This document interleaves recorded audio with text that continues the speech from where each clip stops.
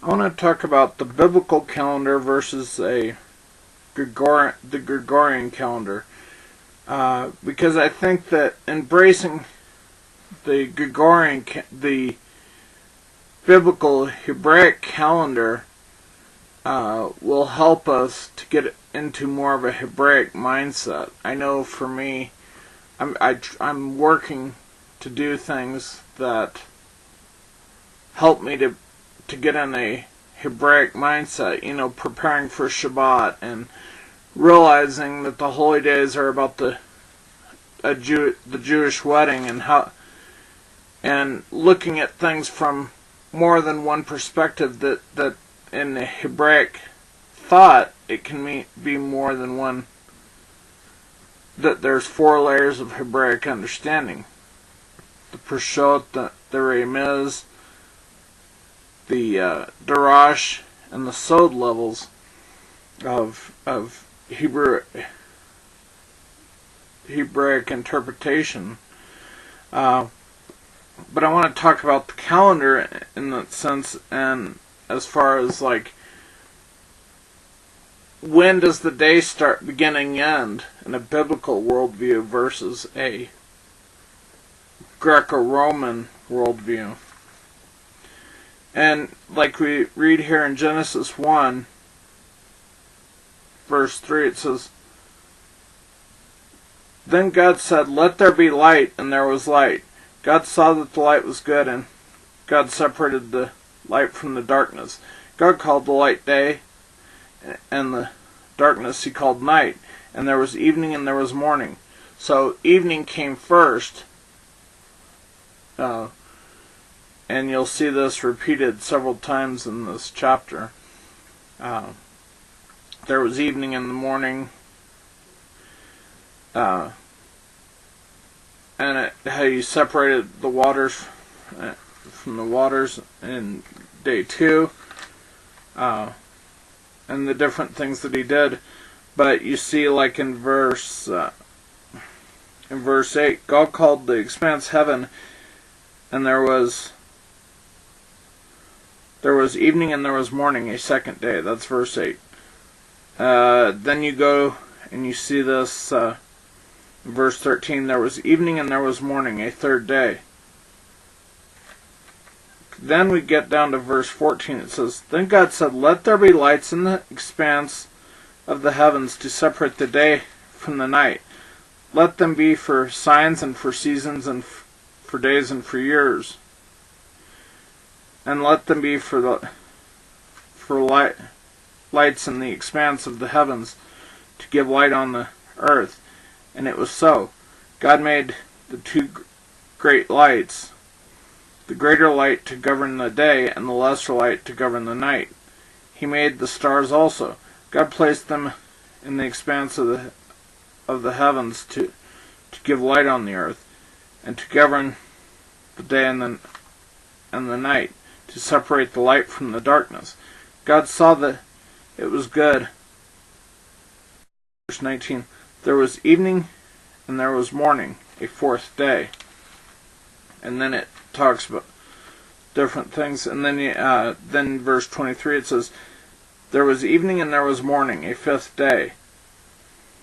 Then he created other things, and then he talks about in verse 31, God saw that all that he had made, and behold, he was very good, and it was very good, and there was evening and there was morning, a 6th day. So you see this over and over and over again. There was evening and there was morning. There was evening and there was morning. And then, of course, the Sabbath was on the 7th day, which you see in Genesis 2. 2, it says, "By the 7th day God had completed his work which he had done, and he rested on the 7th day from all his work which he had done. Then God blessed the 7th day and sanctified it," sanctified being set apart, "because in it he rested from all his work which God had created and made." So you see that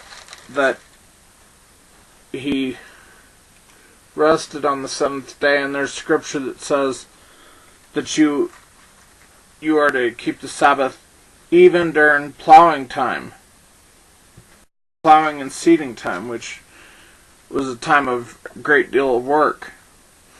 But I want to go back here to Genesis 1, where it from 14 to 19, where it talks about the lights, the stars and the moon and the sun all being made, because it says in verse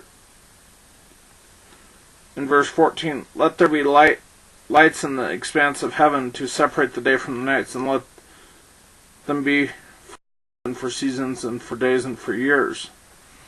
And you read in Leviticus 23 and in Deuteronomy 16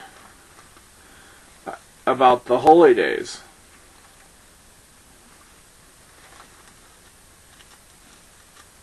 You read that in the holy days about that. You read, about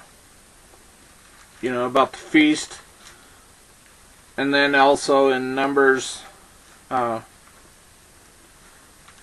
28 and 29 about the different sacrifices and different what was to be offered at appointed times that Yeshua, that Yahweh put in place. And I also want to read with this real quickly to talk about signs. But the holy days and stuff was seasons, and you had the Sabbath. But the moon created a month as it revolves around the earth. But for signs, what is he talking about when he talks about signs? If we read in Revelation 12, it says from verse 1, "A great sign appeared in heaven." There's the whole thing of sign. It appeared in heaven. "A woman clothed with the sun, and the moon under her feet, and on her head a crown of 12 stars. And she was with child and cried out," and you go into the different what was happening. But a sign in heaven. What sign could that be? Could it be Virgo? I think so. Virgo, and if you get a program called Stellarium or one that looks at the stars and go to the time of the feast this year, you will find the moon, that Virgo will be clothed with the sun, and the moon will be at her feet. Another thing about signs, I want to go to Matthew 24.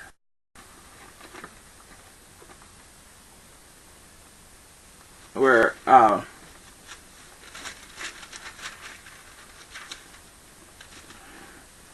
verse 29.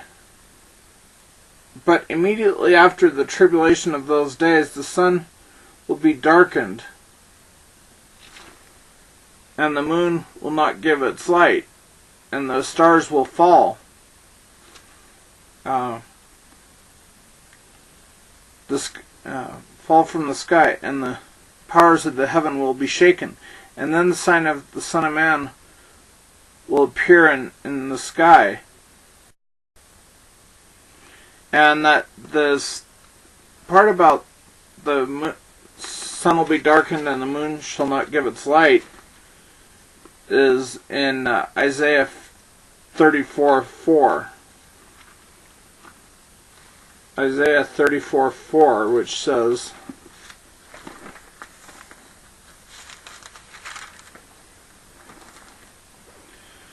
"And the host of heaven will wear away, and the sky will be rolled up like a scroll. And there..." Was that there?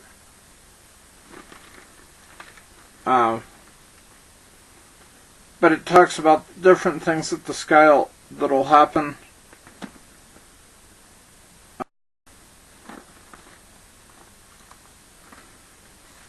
And you see these things that tell you, hey, this is a sign before the tribulation of those days. It's to tell you what's coming. And that's the whole point. He made this stuff the way it is for a reason. So he gave it for signs and for seasons. And like seasons, you read about in Exodus chapter 11.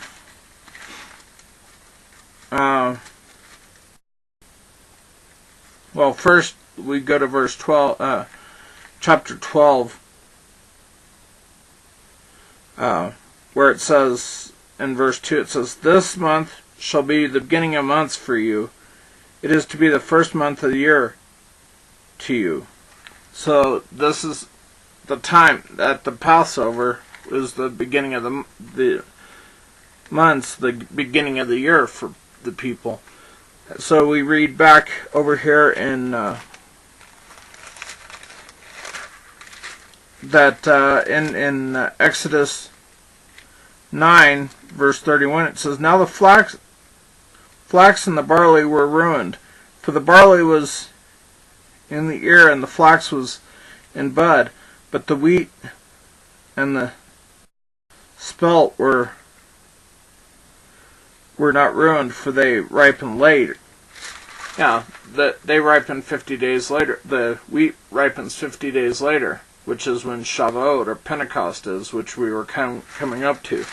And notice each of these, the holiday of first fruits, the day of first fruits, or Gregorian, however you say it, and then you've got